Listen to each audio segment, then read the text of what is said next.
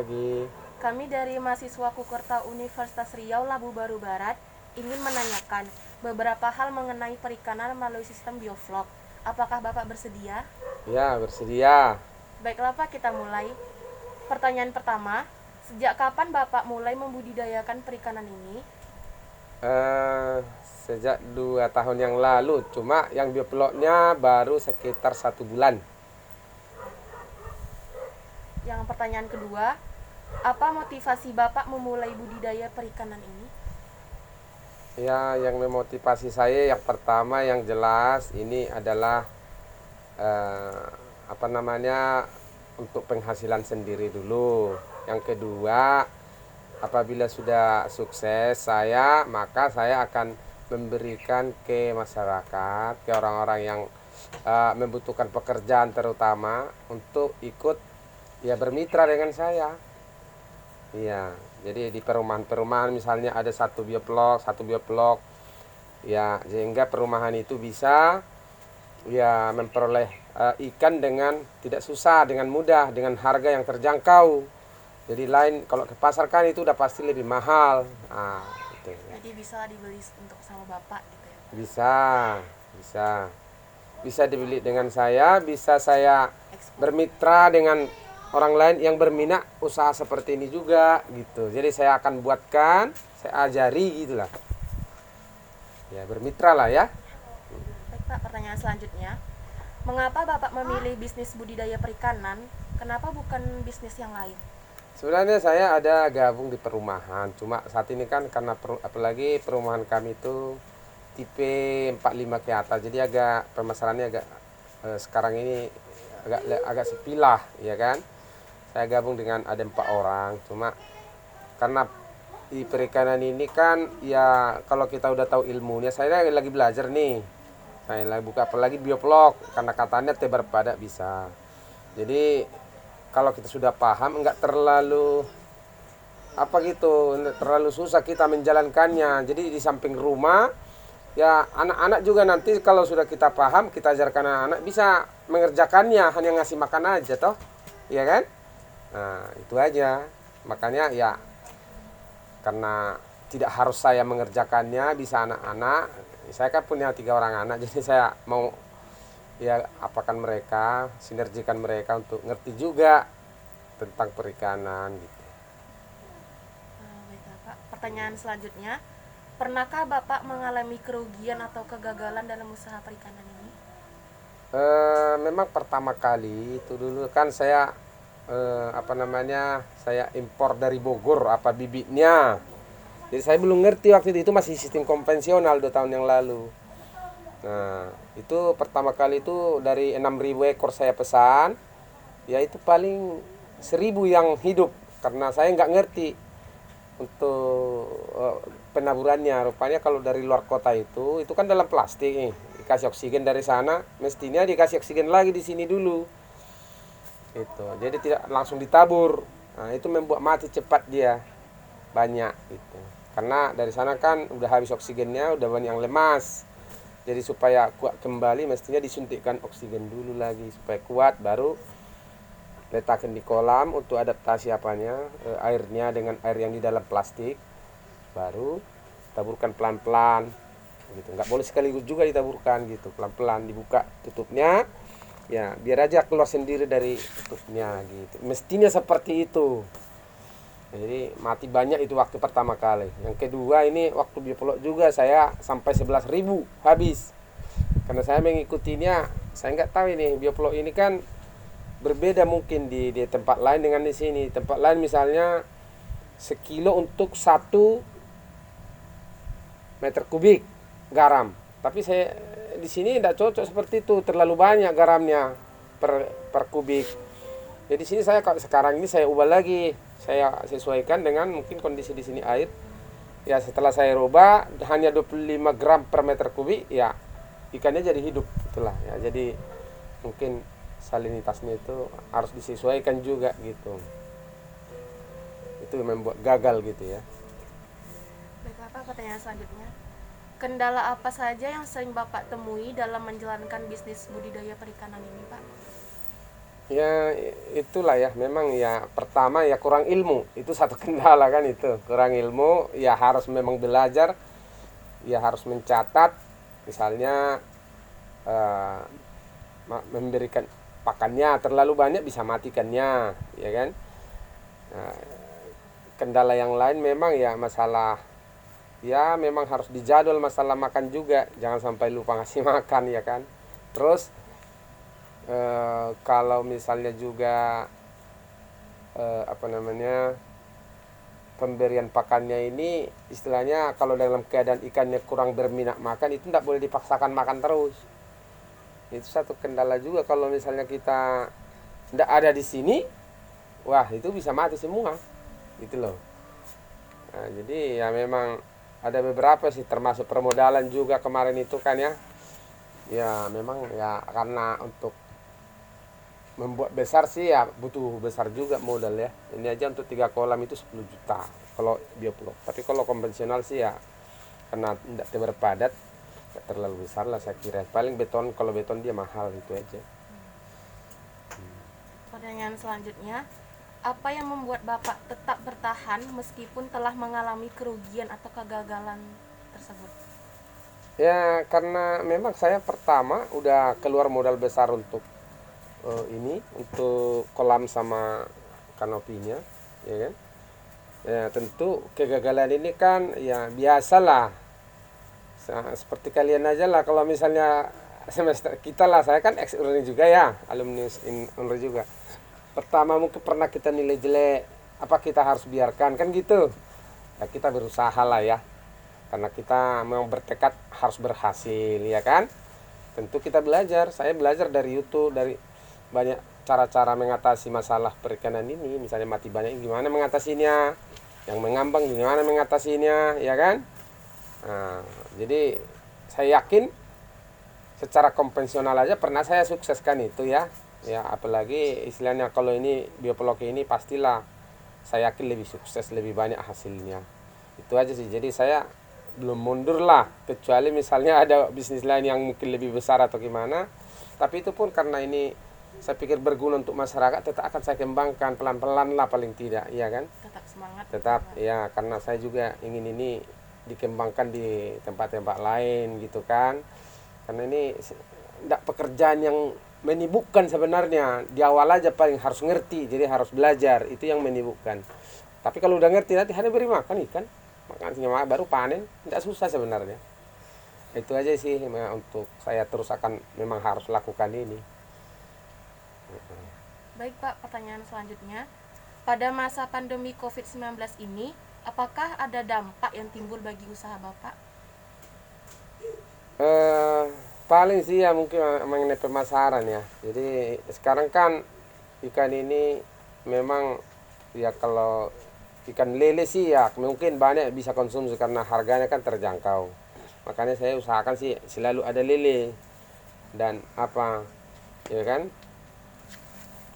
Nah, jadi kalau dampak yang utama itu memang ya, yang pasti kan orang banyak sekarang ya, mungkin ya apalagi orang kurang mampu, mungkin beli ikan air tawar itu mungkin dia nggak mahal, mungkin membeli yang ikan asin mungkin lebih murah, bisa saja, saya nggak tahu pasti, tapi kayaknya sih memang konsumsinya berkurang, itu aja yang pasti. Apa di pasar mungkin berkurang. Pernah saya hanya berapa itu, sekitar 50 kilo aja 3 hari baru terjual. Nah, saya kasih ke grosir apa, pengecer di pasar kan, 50 kilo hanya selama 3 hari. Biasanya dia katanya jual mungkin sehari bisa sampai ini kan, 100 kilo misalnya kan. Jadi berdampak, pastilah berdampak ya. Ya terus mengenai apa juga, apa namanya,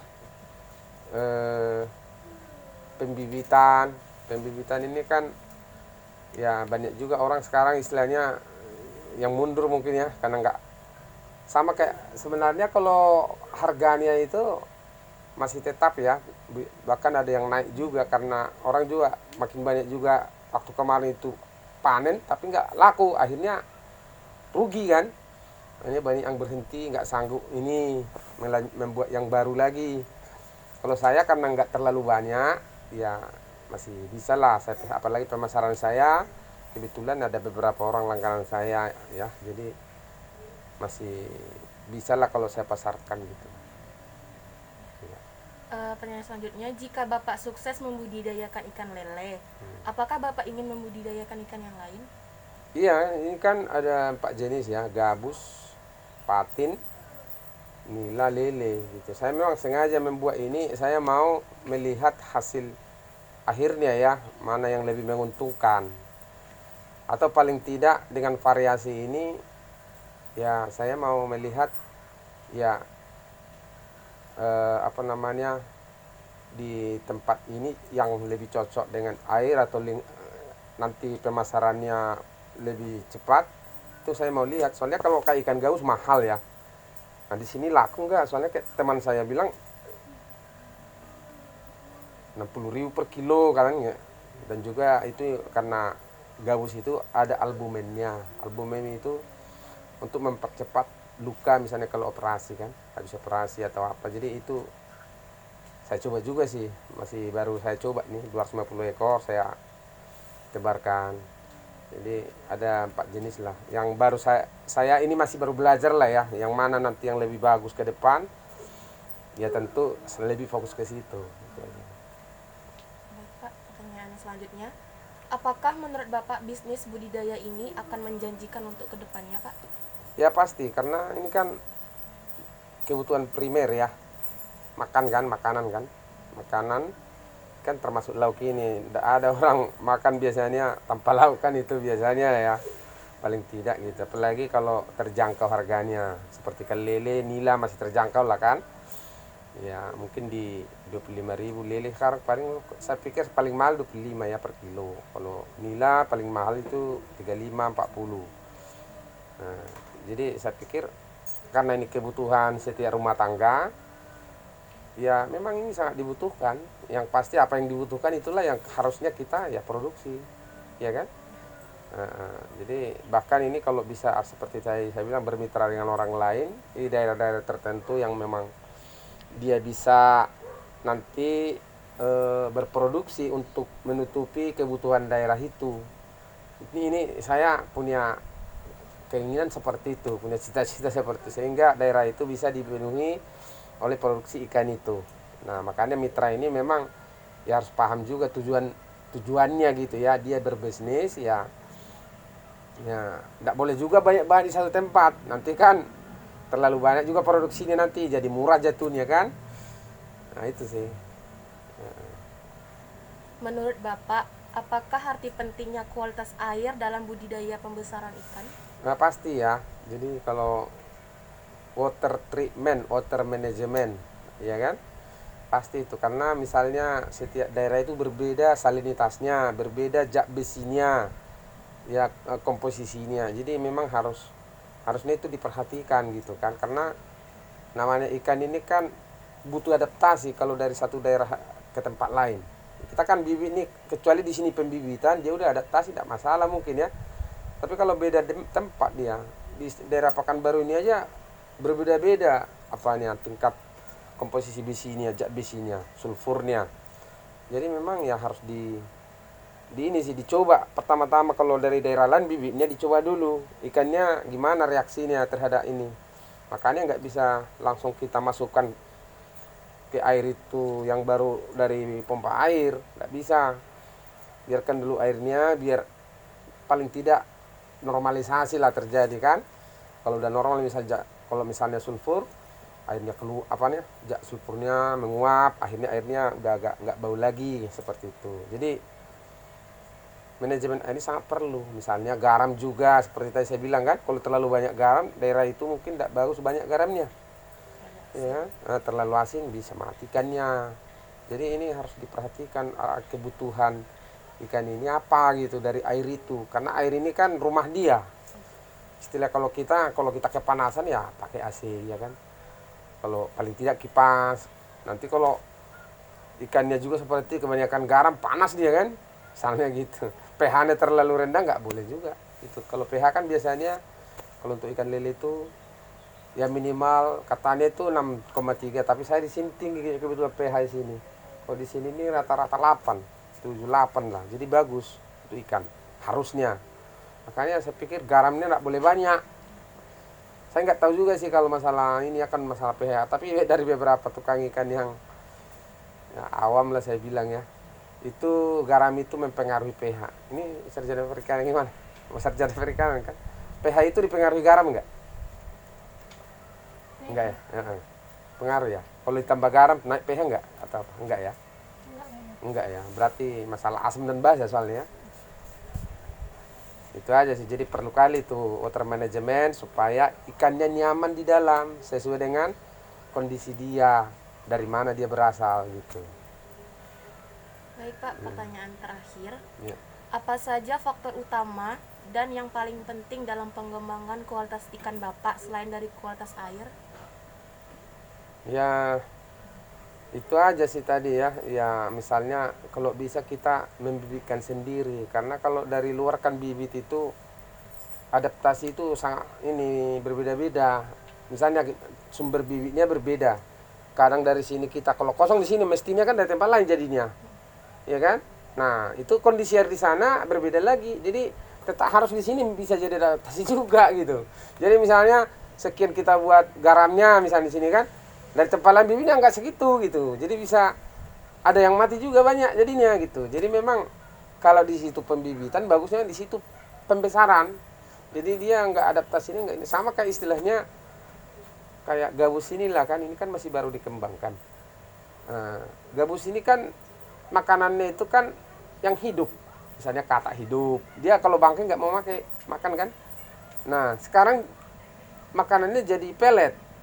Ini kan perlu adaptasi nih. Nah kalau udah terbiasa dia nanti dari induknya makan pelet, dia pun pasti suka pelet jadinya. Jadi cara makannya aja berbeda. Kalau misalnya gabus itu kalau makan padahal pelet itu kan bukan nggak mau pergi sebenarnya kan, nangka dipikirnya mau lari makanannya. Jadi budayanya itu atau kebiasaannya itu cara makan itu masih seperti originalnya aslinya gitu. Jadi memang ya saya pikir ya itu perlu sekali untuk istilahnya pembenihan di tempat itu sendiri supaya adaptasinya nggak terlalu sulit. Terima kasih Pak sudah memberikan informasi tentang pengembangan ikan melalui sistem bioflok Bapak ini. Iya, terima kasih ya untuk kalian ya yang sudah datang ke sini juga. Ya, saya kan rasakan juga dulu waktu KKN itu ya apa sih yang saya lakukan ya kan. Kalian juga mungkin banyak, makanya kemarin saya tawarin apa yang mau kembangkan sini ya silakan, saya terbuka ya kan. Artinya kalaupun saya usaha ini ya saya mau juga kalian jadi mitra ke depan. Seperti kemarin disampaikan Niko ya, Ciko ya, nanti ke depan bisa memasarkan melalui medsos misalnya atau melalui online lah ya. Nah, itu saya sangat bangga sekali kalau kalian bisa, artinya mengembangkan bisnis hilirnya pun sangat masalah. Hilirnya itu artinya kalau udah pemasaran udah hilir itu. Bukan pengembangan lagi, bukan pembesaran. Jadi itu satu bisnis juga, ya kan? Ada marginnya juga nanti tuh kalian misalnya ya dapat fee, ya kan? Hanya membesarkan. Artinya dapat fee itu ya mungkin saya jual katakanlah per kilonya 16.000 atau 15.000 ya minimal lah. Kalau sekarang kemarin itu saya kan tak tahu sekarang. Kalian mungkin bisa jual 17.000, tapi kalau 1 ton kan udah berapa kan gitu. Nah, melalui medsos bisa seperti itu. Jadi kita manfaatkan bisnis internet ini sangat bagus sebenarnya. Dan juga apalagi kalau kalian bisa bisnis hilirnya itu, sekarang kan ikan ini dari kolam produksi langsung ke kuali, itu kan hanya di kulkas istirahatnya untuk tapi kalau gimana supaya bertahan lama, ini kayak teman saya itu ada mau mengembangkan hilirnya itu diubah jadi abon, ya kan, nanti abon lele kan lebih mahal jatuhnya harganya, karena abon itu kan lebih mahal, lebih tahan lama. Nah itu sih ya kalian lah ya, tak masalah saya pikir nggak harus sarjana perikanan, karena ini nggak terlalu susah ilmunya kan. Nah toh juga kalau kalian kan apalagi perempuan nih kan bisa juga jadi ibu rumah tangga sambil usaha, supaya nggak sia-sia KKN-nya saya coba dulu abon. Nah ya cari ilmu abon, gimana membuat abon ikan lele, ikan lain, ya kan. Dan juga untuk MP itu dari sini banyak tuh ikan. Nah, apalagi kalau yang produksi banyak sekarang ini, sampai kemarin tuh banyak produk tapi nggak terjual, kan sayang sekali. Pengawet tani nggak tahu bisnis hilirnya, pengelolaan bisnis hilirnya itu nggak tahu. Saya aja di sini pernah mati ikan udah besar-besar, kubur, padahal bisa diasinkan katanya. Saya nggak tahu ilmunya. Ya gitu loh, seperti itu. Jadi memang ilmu hilir ini sangat-sangat kita butuhkan di Indonesia ini sekarang, supaya bervariasi ya dan tahan lama. Itu sih, itu saya lihat sih peluang yang sangat besar sekarang. Coba kalian telusuri itu aja ya yang bisa saya pesankan ke kalian. Ya semoga kalian sukses ya, mendapat apa namanya kakak yang terbaik lah ya. Itu aja. Terima kasih Pak. Iya, terima kasih.